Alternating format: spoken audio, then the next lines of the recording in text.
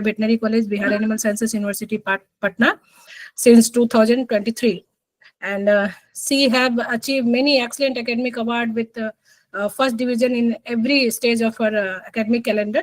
She has done her BBSc NH, MBSc from Veterinary Physiology, College of Veterinary and Animal Sciences, Bikaner, Rajasthan. She have been nominated as editorial board member of different scientific journals. She is the recipient of several honors, including the Kranti Jyoti Savitribai Phule Award, Ram Singh Memorial National Animal Welfare Award, the Inspiring Lady Veterinarian Award, the Best Innovative Article Award, and others, Vidya Saraswati Rashtriya Puraskar, etc. and etc. She have published many books, many research articles, and radio talks. She has just done many radio talks on Mathura, UP, and Udaipur, Rajasthan. She is proficient at the using RT-PCR and delivering deciphering gene expression data. So now the topic, her topic of presentation is biosafety and biosecurity, an approach to One Health. So Dr. Anandita, you please start your presentation. Hello, Anandita. Anandita.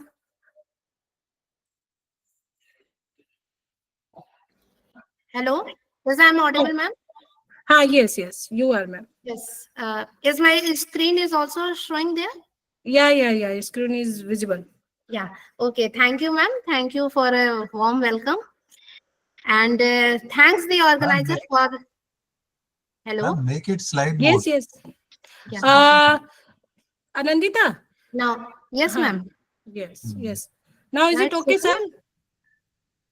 Yes, I think yes. From my side is it is visible. Yeah. Okay. Thank you, ma'am. Thank you, the organizers, for giving me this opportunity to speak over here and share few of my knowledge as being a person of physiology and trying to conduct and showing the lecture in this 21 days winter school.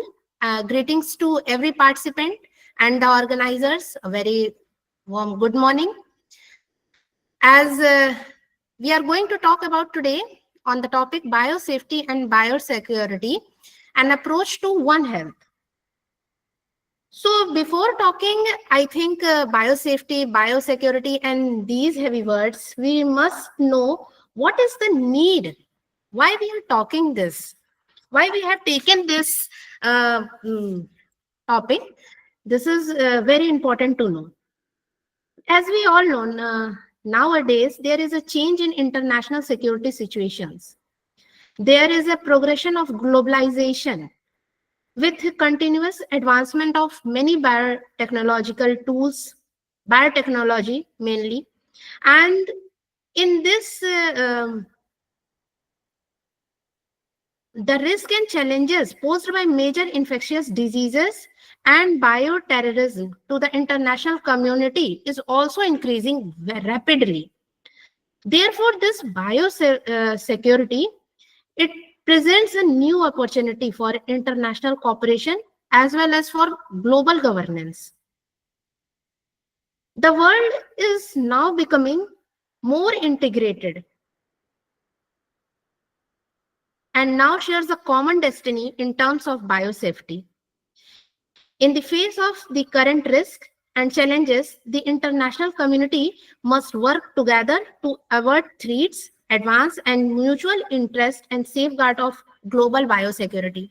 So this is the need why biosafety and biosecurity should be talked, because this is the need. Now we are going to see in details about biosafety and biosecurity and its various approaches. One must know what is biosafety. Now the question arises, we are talking and we have seen there is a need of biosafety at the global paradigm. So one must know what is this biosafety. We can explain it as a series of steps and action designed to protect human health, animal health, any living organism, including the environment, from the biological hazards which are the resultant of research work, or there are many works which are related to microbes, which are potentially hazardous to biological materials. So this is, we can say, the biosafety is. Now, this biosafety includes certain principles, like first and foremost is the use of PPEs. What is PPEs? The personal protective equipments in any forms. Later on, we will going to discuss about types of PPEs. Second one is how we are going to manage the biological waste, which are the byproduct of the works which are taken places in research laboratories. Third one is the most and essential is the sterilization techniques. Use of sterilization techniques is also one of the major principles of biosafety, as well as control of access to work areas where a researcher, where a scientist is going to work, it should be controlled in access. And the last one is the mitigation as well as the assessment of risk. That after performing in lab, what is the resultant? What is the risk of the whole experiment? So these are the biosafety principles. Three major definitions are covering under the biosafety head, defined by the WHO Biosafety Manual, edited in 2020. That is the biosafety, biosecurity, as well as the biorisk. When we talk about biosafety, in technical scientific terms, it describes the containment principles, technologies, and practices that are implemented in lab to prevent the unintentional exposure to pathogens and toxins, or if there is any accidental release of pathogens. The second one is the biosecurity. Biosecurity is the simply discipline which is addressing the security of microbial agents and their toxins to reduce or eliminate the threat posed to living beings, as including human as well as animal health, the environment, and obviously the economy by deliberate misuse or release. The third one is biorisk. It is the probability or chance that a particular adverse event or accidental infection or unauthorized access, loss, theft, misuse, or diversion or intentional release, possibly leading to harm, will occur. So this is the three main definitions. When we going to talk about biorisk management, we see three basic units: the biosafety, biosecurity, as well as the bioethics. We can also say this, that biorisk is just holding these two parameters, biosafety and biosecurity, inside it, whereas the biosafety and biosecurity overlaps in some measures. When we talk about management, biosafety is the essential one, which prevent accidental release or exposure. By help of biosafety, we can prevent these things. And by security, we prevent the losses or intentional releases done by the microbes in the labs. And to document these security and safety points, bioethics is important. It is the principle and research protocols which are released time to time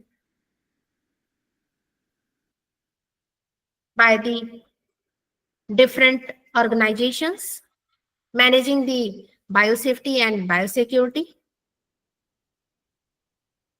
So one must, before going into the depth, there is a very common saying that before entering the water to swim, you must learn how the potential of how the shark has potential, or you should know all about the sharks because it can dare to learn. And what does this mean? That one must have sufficient knowledge because knowledge is savior. No biosafety, you will be safe. And also, no, there is nothing like biosafety cabinet or other facility or any procedure alone itself guarantees the safety.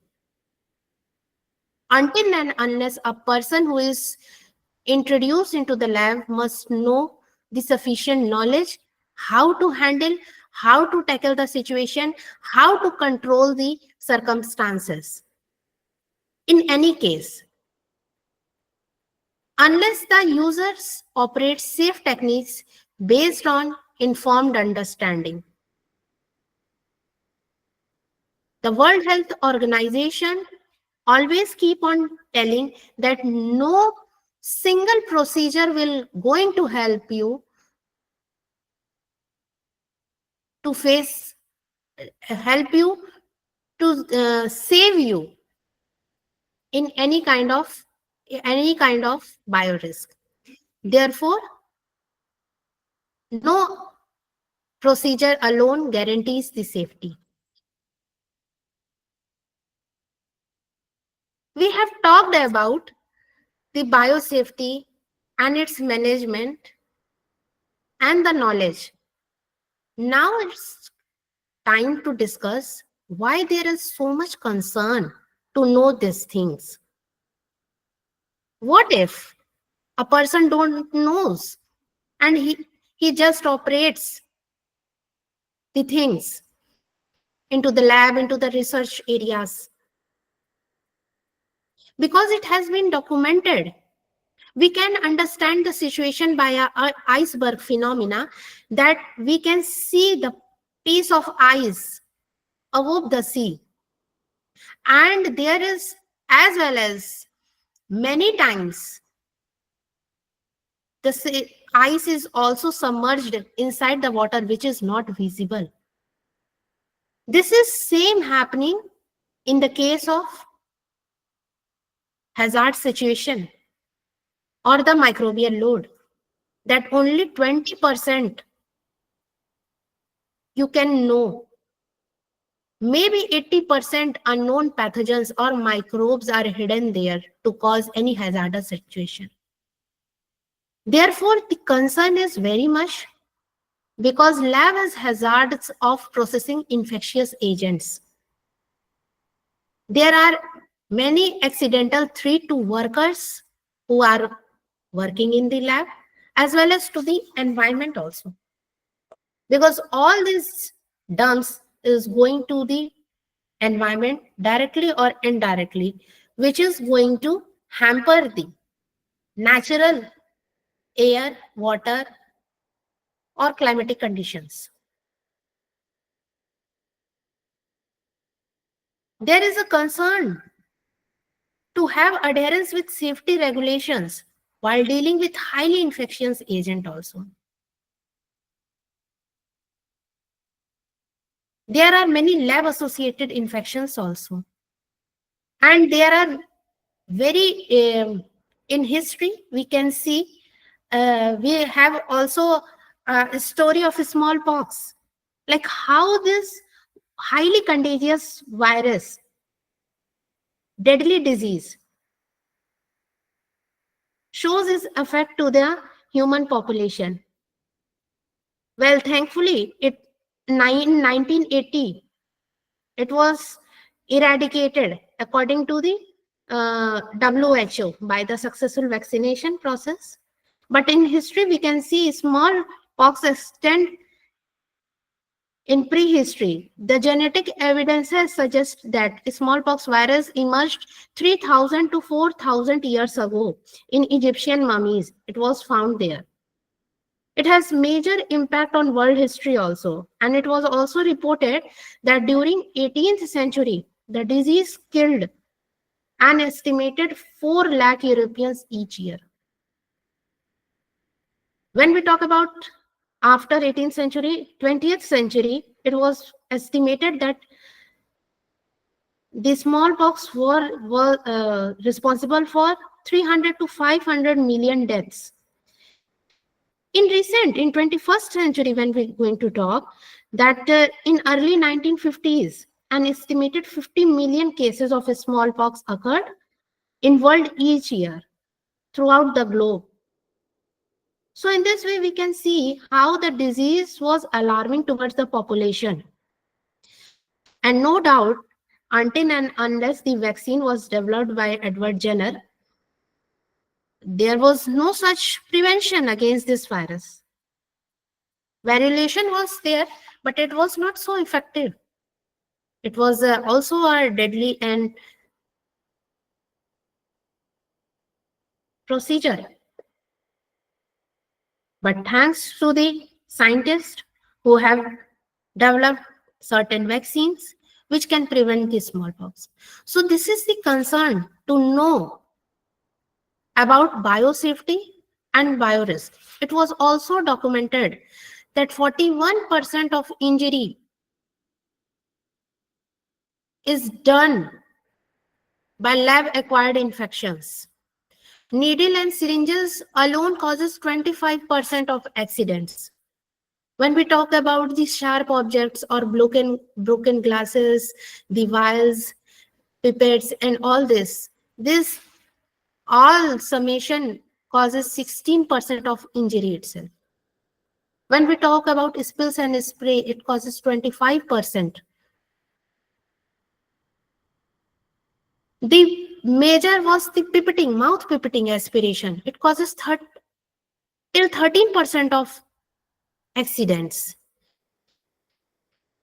When we talk about the aerosol and other unknown, it causes 6%, and 14% accidents were recorded by bites or scratches of animals or by the ectocyte infestations.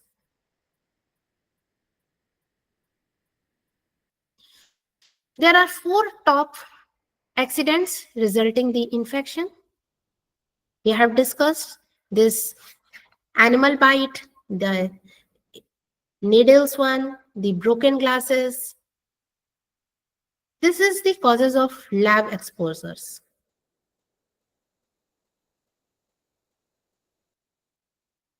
The causes, equipment failure is around 20%. In the labs, when we talk about globally, there are failure around 20%, which is done by equipments. People unsafely tackle these situations, and they are unfortunately directly or indirectly affects around 15% of the whole, and the major portion causes by human errors, which was around 65%. It was documented. So there should be basic education to prevent this. By educating individuals with basic knowledge of the relevant work, we can prevent the accidental causes. There must be sufficient training to the workers, those who are working in the labs, so that they can work safely. There must be experienced person. The workers, the lab mans should have sufficient level of prior hands-on trainings or technical experience before going to or exposed to the lab conditions. There must be a motivation among the peoples to achieve the certain goals. There must be enthusiasm among the peoples so that they can work in the lab harmoniously. There should be not any type of jealous feeling, competitive feeling. They should be avoided because until and unless there is a teamwork, no certain goal is going to achieve. And the last one is attentiveness. How the worker is focusing. It should not be easily distracted. There should be mandatory for people who is going to work, who is going to tackle the situation. He should not be over tried or working too fast. This is the situation. It should be avoided. Person should not be in hurry or in creating panic situations, or it can he or she can distract very easily. Should be like some patience. There should be attentiveness as well as patience with perseverance should be the causes for a good lab workmanship. According to Stephen Hawking, it was very brilliantly said that I have noticed that even people who claim everything is predetermined and what we can do nothing to change it. Look before they cross the road, isn't it? When the things happen, we just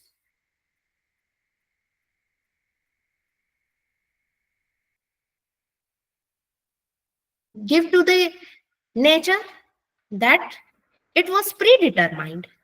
But why? Then there is need to see before crossing the road. That's why this is the dual nature. It should be stopped. And according to Warren, risks come from not knowing what you are doing. And according to Charles and Hayes, safety first is safety always. So there is a main concern about the safety. Need of There is need for inculcating a culture of safety. Until and unless a person would bear a nature of safety, he can't do the things properly and a good manner. Let's see the history of biosafety.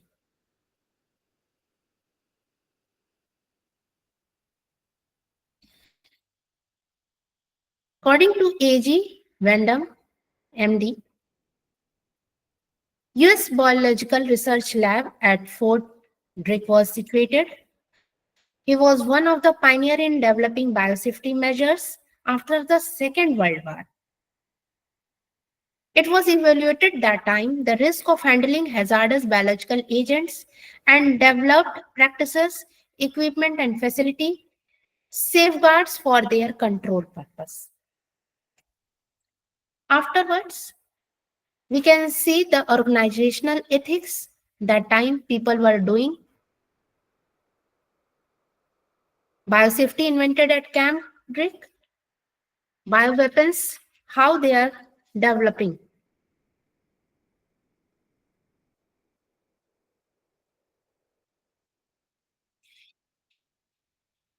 In Aslumar Conference in 1975, the general principles was discussed that dealing with potential biohazards related to the genetically modified organisms were drafted that time, and it was suggested that contaminant should be an essential consideration in the experimental design, that the effectiveness of the containment should match the estimated risk.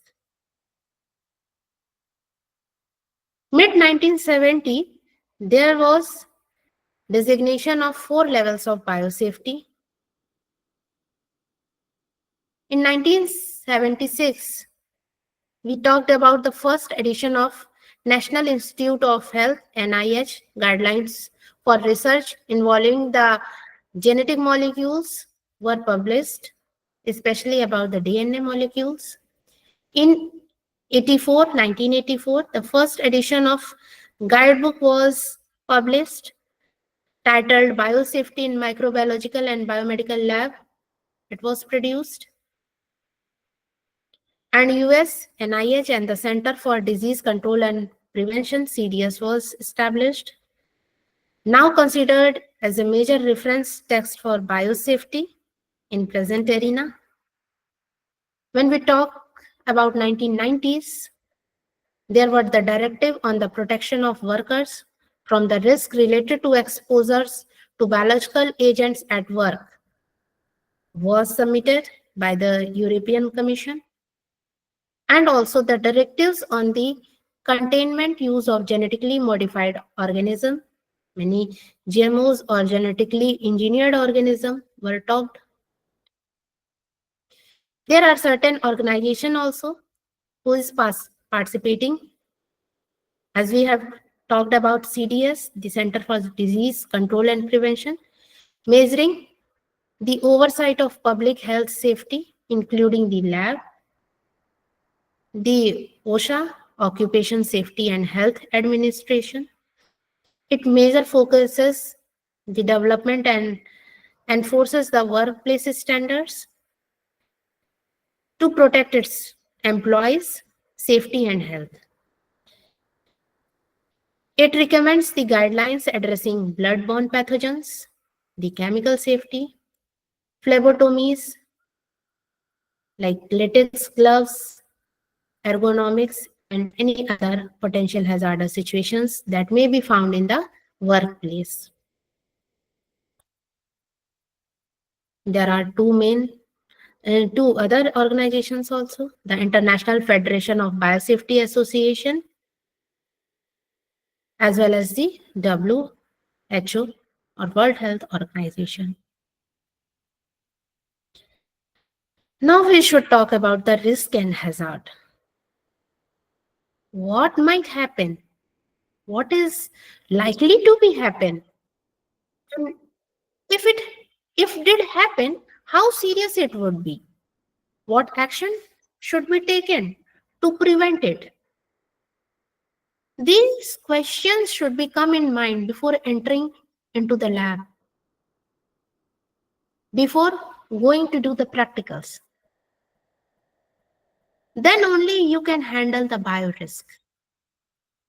When we talk about the risk and hazard, risk we can clearly understand that it is a combination of the probability of occurrence of harm as well as the severity of that harm.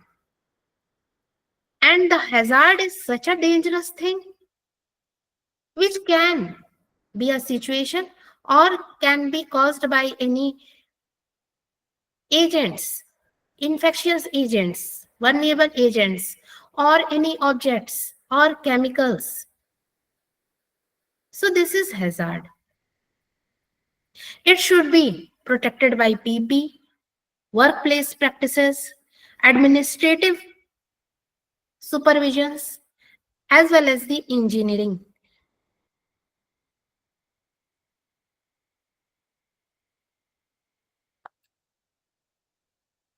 One must know what is the attributes of risk. Which organism is going to cause the risk? In lab, there are many biological samples. It may contain bacteria, fungi, virus, prions, protozoans, parasites, many other.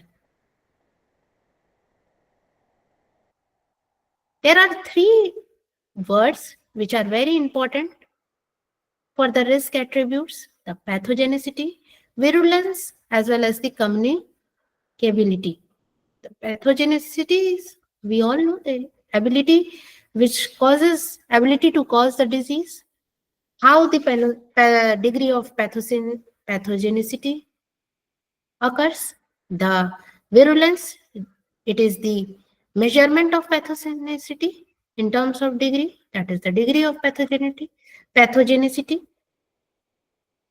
and the level of infectiousness describes the communicability.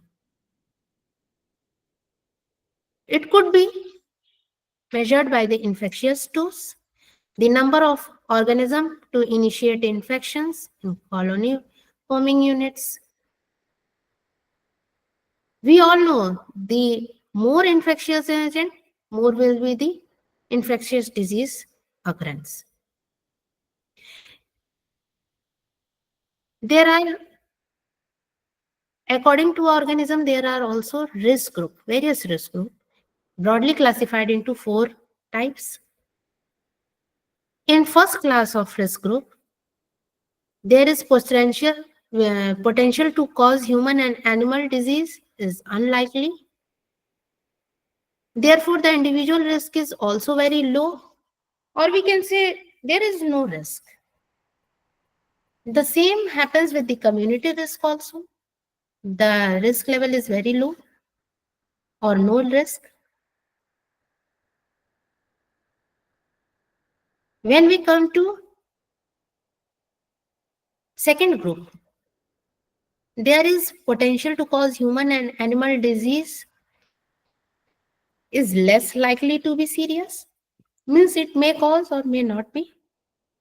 The individual risk is moderate as well as the community risk is low, but little higher than first group. When we talk about the third risk group, causes serious human animal diseases in this group and usually does not spread. The groups which come under this usually not spread, and effective treatment and prevention is available here, but the individual risk is high. Still, the community risk is low in this case.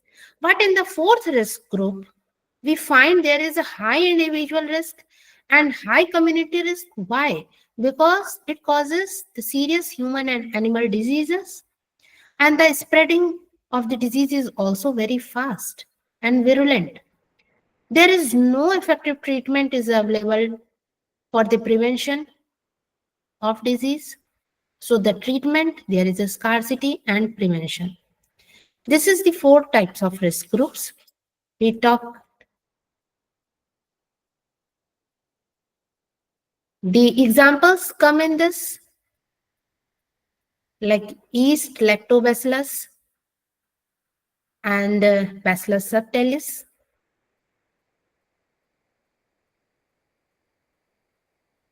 When we talk about the risk 2, the typical work area contained in this is biosafety cabinet and laminar flow hood. The example comes under risk group 2 is the hepatitis B virus, HIV, salmonella, and toxoplasma species. When we talk about third group, class of 3 biosafety cabinet, we found there is Mycobacterium tuberculosis, encephalitis virus, Coxella brunei, Yersinia pestis, SARS virus causes risk 3, which contains the comes in group 3. Here we can see this is the lab workers who are introduced in group 4, like Ebola virus, Marburg or Congo, Crimean hemorrhagic fever viruses. Full isolation suit should be wear, because we know in past Ebola has drastically done the economic losses. When we talk about the biosafety levels, the containment levels, it is 4 types. Here we can say what the facilities comes under the different biosafety levels and the equipments required. In biosafety level 1, there is a standard microbial practices done, and none safety equipments are required in this biosafety level.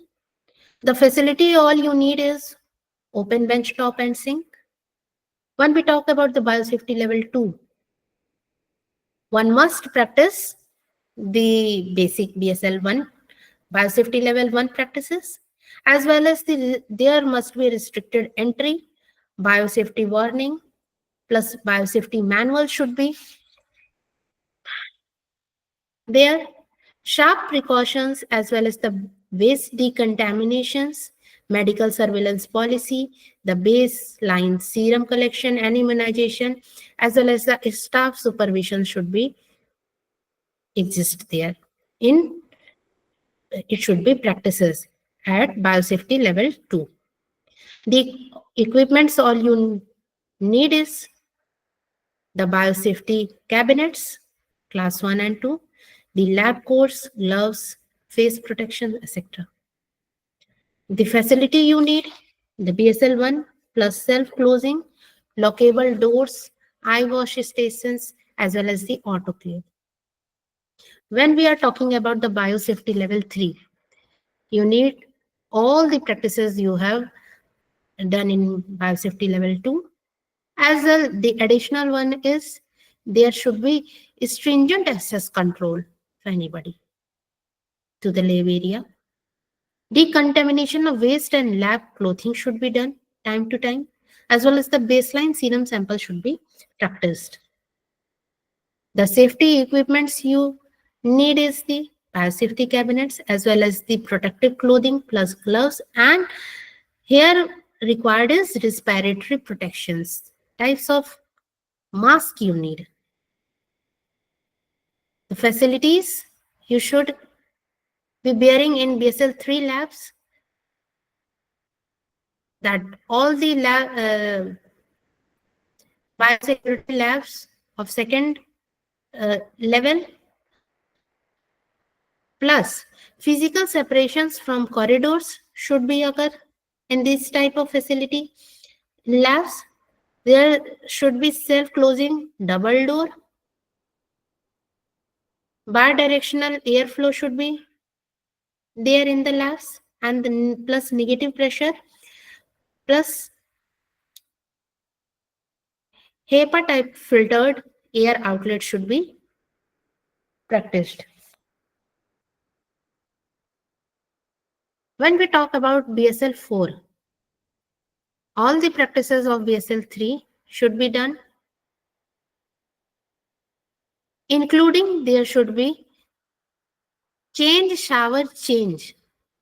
This should be practiced. You should be change your attire, then take shower, and after working again change. All material decontaminated on exit should be dumped. The safety equipments you need is class 2 and class 3 cabinets, including the positive pressure full body air supplied suit. This suit is required in BSL 4 labs. This is very important.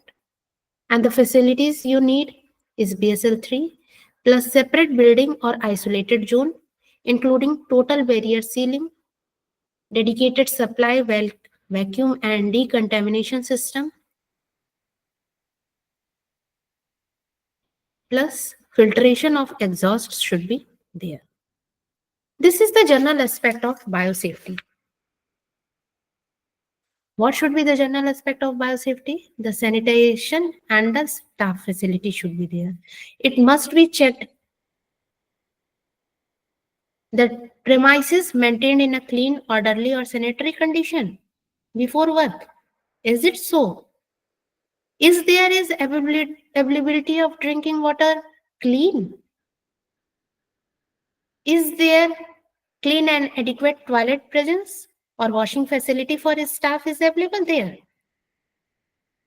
Whether water, soap and towels are present or provided there adequately. This should be checked, routine practices. Lockers for street clothing for individual members of the staffs. Is there? Is there any staff room for lunch, etc.? Is there any noise level acceptable?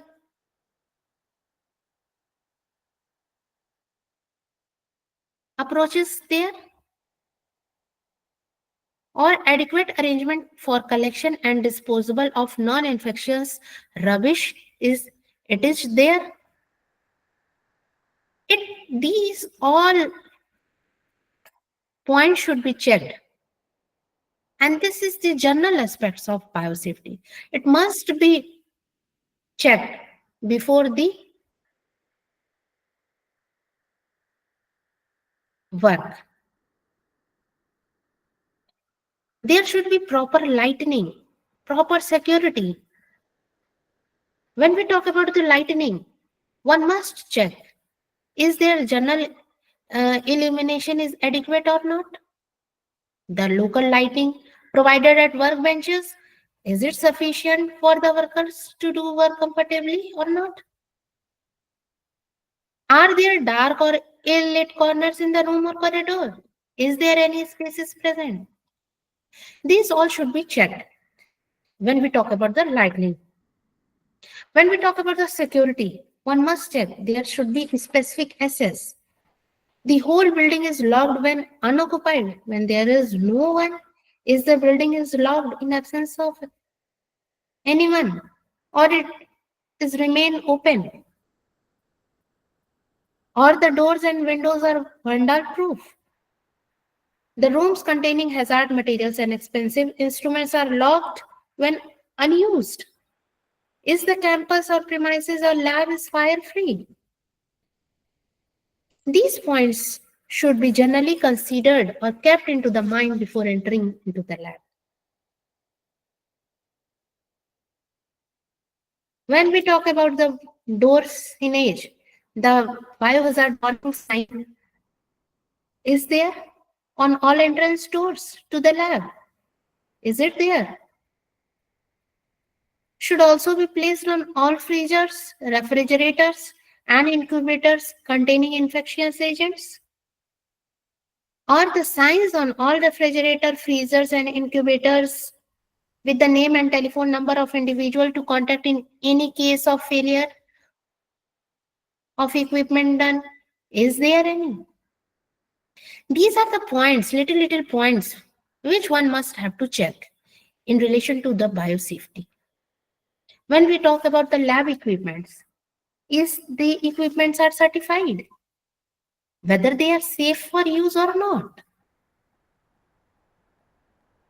The procedure for decontaminating equipments is prior to maintenance. Or the biological safety cabinets regularly tested and serviced, whether they are in proper pace of work. The autoclaves which are present or other pressure vessels, are they regularly inspected, whether they are working properly or not? The centrifuge buckets, what about the rotors? They are regularly inspected. Or the plastic used instead of glass were feasible. Much they are good quality of plastic as compared to glass. Whether they are used in, they can't create any hazard or harm to the worker. Is it so? So these are the certain points which should be checked as regarding the biosafety. This is the certain signs. General safety for biosafety. This sign is the radioactive sign. This sign depicts the biohazard. This is the highly inflammable sign. This is the corrosive. This is the cancer hazard sign. This sign depicts the non-inflammable gases. When there is compressed gas, It can be depicted by this sign. There must be eye protection. So this sign be applied there. If anything is poison, it should be applied by this sign. When we talk about the biohazard or the poison, these signs are applied over the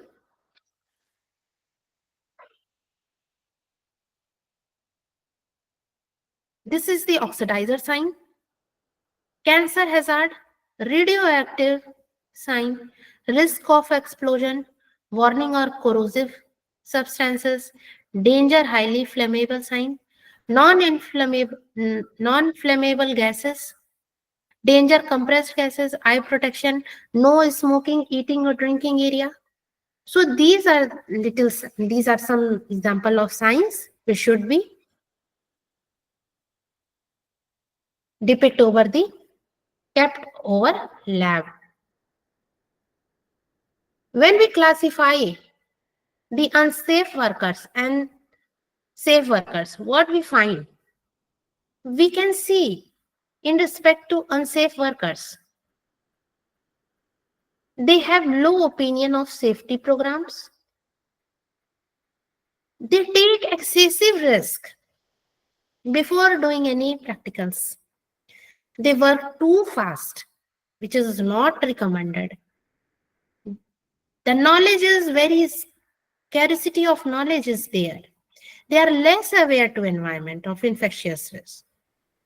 Generally, the young males who belong to 17 to 24 years of age, these groups are very vulnerable and unsafe workers. Often they are working on, they are using mobile while working. So these should be checked. These are the certain parameter, it should be checked, and these workers should not be permitted to work, or they should be permitted only under circumstances supervision of a lab supervisor. Only the unsafe workers are allowed. Otherwise, there is maximum probability of biorisk. When we talk about the safe workers, who should be the supervisor? Who should possess these type of the man or person who have certain qualities? Like he should know and adhere to the safety regulations properly. They have defensive work habits. Those people who are work slowly and can defend themselves, this should be the work habit practiced. They are able to recognize the potentially hazardous situations. Generally, these people are women as well as the older employees who lie between 45 to 64 years of age. These are those persons who work safely in the lab, but they should also have sufficient exposure as well as experience to work in the lab. Assuring biosafety depends upon certain parameters like the personnel. What the personnel? Entry and exit regulated should be there.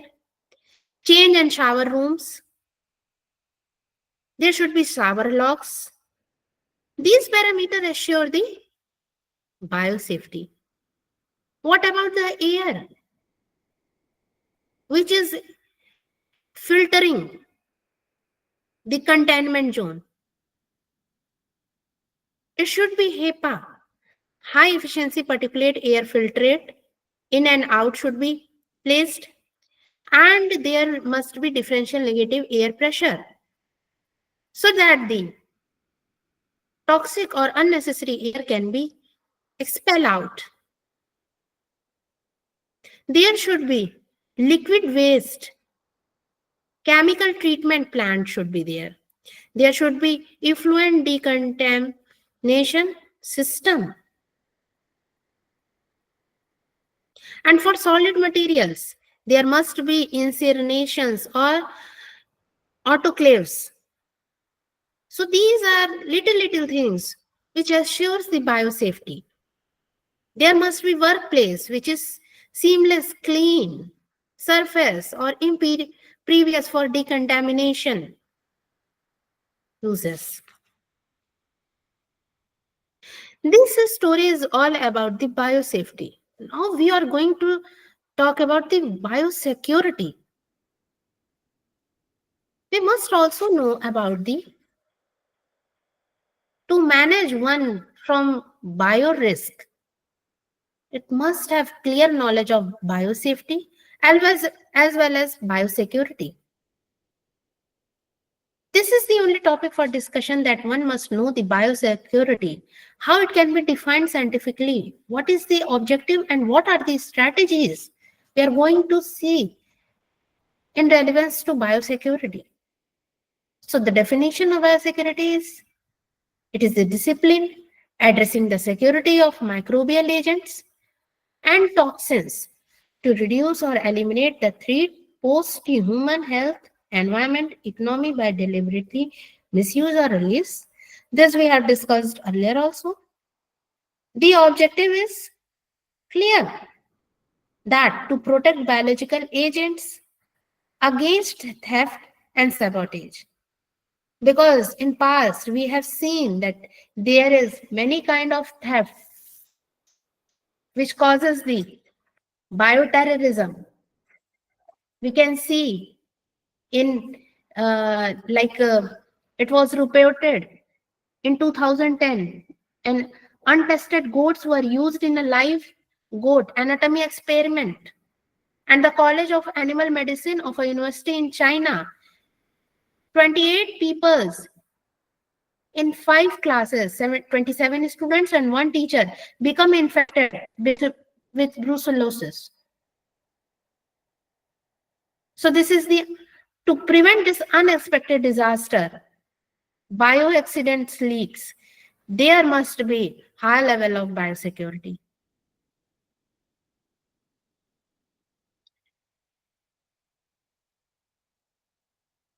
According to CDS, between 2004 and 2010, the US Center for Disease Control and Prevention reported total 727 incidents of theft, loss, leakage of biological media, including 639 leak, most of which were biosafety level 3 incidents.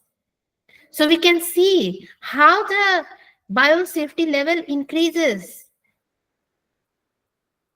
the virulence increases, the pathogenicity and the incidence increases of biorisk. The strategy which controls the biosecurity is implemented graded levels of protection based on risk management methodology. What are the challenges of biosecurity? There are certain challenges also by which we can't able to achieve full biosecurity measures. One foremost is the biological materials. They are most vulnerable things which causes the challenge in biosecurity. Second, there must be absence of device to detect the pathogen being removed from the facility or not. Third, they can easily hide. The microbes can easily hide to small vials, filter papers, narrow tubes. We can't find them with naked eyes. They can present in any clinical labs, research lab, private labs, as well as the government labs. So their infectiousness can be spread which can't be measured. This is the major biosecurity challenges. So to overcome, there must be 5 animals of biosecurity to check it correctly. First one is physical, second one is personal, third one is pathogen security, fourth one is about transport security, and fifth one is information security. These 5 parameters will give you 99% approximately the level of biosecurity. When we talk about the components of biosecurity, we see there is a program management. All these 5 parameters are overlying to achieve this program management. That is the 3 tier with commandos. Physical security must be present. There must be personal security under the control of directors. There must be material control and accountability. There must be transport security as well as the information security. There must be present. When we talk about the physical security, let's suppose there is a target and it is enclosed by certain level of areas, namely exclusion, limited and protected areas.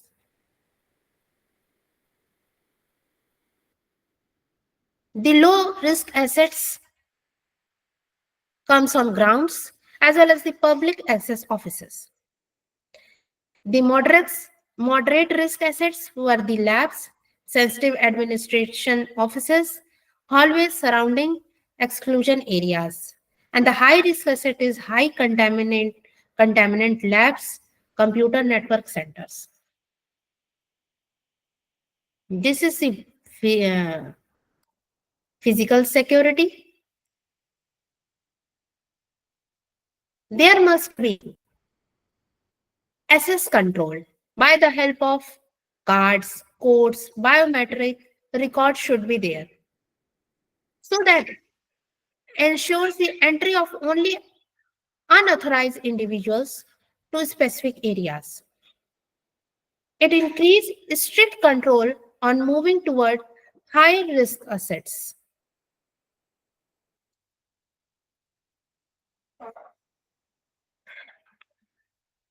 The screening of authorized individuals. It should be the degree of screening depends on the level of risk associated with the position.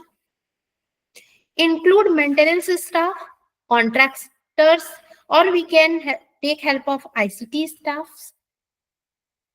The mechanism involves, first one is the verification of credentials of the worker, checking the references, evaluating the criminal history of workers, as well as in-depth background investigation should be done.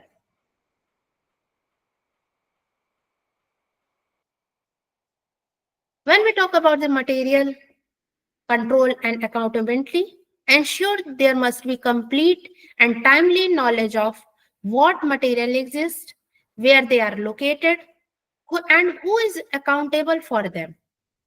Ensure that no material is orphaned. It should be belong to someone. Otherwise, it should be thrown out of the working area. It may cause hazard. When we talk about the transport security,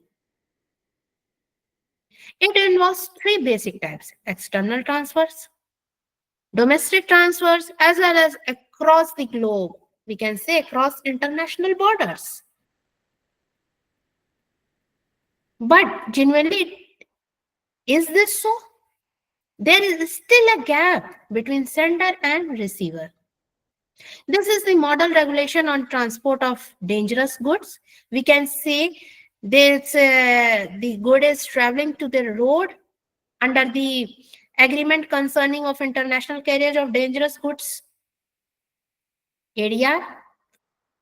When we talk about the rail, the regulation concerning the international carriage of dangerous goods by rail, it should be work there. When we talk about the water, the sea, the ocean, International Maritime Organization, it should be activate there. When we talk about air, the International Civil Aviation Organization, ICAO, should be actively participate, as well as the International Air Transport Association should be actively checked the transport of dangerous goods. Dr. Anandita, Ye- sorry to Yes, interrupt ma'am. you. Just compile your presentation. The time allotted Okay. is only 1 hour, dear. Okay. Okay, ma'am. Okay. Yeah. Oh, I'm fine.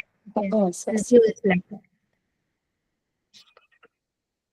When we talk about the information security, we find that securing biomedical informations about the stored biological agents, what and where they are stored, the test procedures and the diagnostic results, about the personal information of lab workers in a high containment facility, but reference and diagnostic lab needs to communicate, especially in case of an outbreak or attack with biothreat or bioterrorism agents, and research need to be published. Where to draw the line between need to know and nice to know? There should be a very clear cut demarcation that it should be know and nice to know. What is are the breaches in biosecurity in the protocols? We find that incidents notification, reporting protocols, investigation reports, recommendation and remedies, as well as the oversight and guidance through the biosafety committee. These are the certain breaches we found in the biosecurity.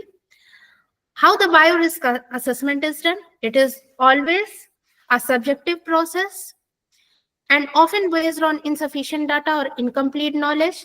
Always remember, risk is never zero, and the potential for human errors is always exist. So there is no standard or single approach. To nullify this, we have 5 steps, like identifying hazards of the infectious agent or material, identifying activities that may cause exposure to it, consider staff competency or experience, evaluate and prioritize risk, likelihood of RAI with exposure and severity of consequences of infection, develop, implement, and evaluate control to minimize risk of exposure. When we identify the hazard with biomaterial, we found that there is intrinsic factors and the frequency of concentration of organism, and there is potential for infection by common routes, by inhalation, ingestion, percutaneous injury, mucosal exposure, and bites. Assessment of staff competency and experience, and we have discussed earlier the age and health status, the severity of consequences, development of implementation evaluation of control measures to minimize risk. We have seen there is job safety analysis, engineering control, monitoring of effectiveness of control. In engineering, there is primary and secondary containments. Since there is limitation of time, we are not going into the depth. We have discussed like PPs, personal protective kits. It includes coats and gowns, the gloves, various materials used to avoid the allergens. Eye and face protection is required. Food and skin protection is required, as well as the respiratory protections. There's 2 types: air supplying and air purifying. Respirators are present. Basically, they are very popular, N95 and N100 respirators for respiratory uh, process. There we have buildings of biosecurity labs we have discussed. When we talk about the standards, we have seen the organizations. When we talk about the cabinets, it is divided into 3 classes. Class 2 is divided into 2 types, type A and B. Further, this type A is also divided into A1 and A2, whereas B type is divided into B1 and B2. The biosafety cabinets include fume hood, laminar flow cabinets, and the biohazard safety cabinets. This is the types of cabinets we can see here. This is the filters we use in the for biosecurity purposes. This class 2 type of biosecurity cabinets, and due to shortage of time, we can't explain it grossly, but here we can see these are the certain types and basis of exhaust. We divide into certain types. This is the flow of air, and this is HEPA filtered air, and this is the cabinets. So this is all about, we have discussed about biosafety and biosecurity. This is, thank you, and any type of question is welcome from you. This was all about biosafety and biosecurity. Thank you once again. Thank you all. Ma'am, Yes, yes, I am here. lecture is over. Yes, lecture is over. I know. Now the participant may ask the questions related to her presentation. So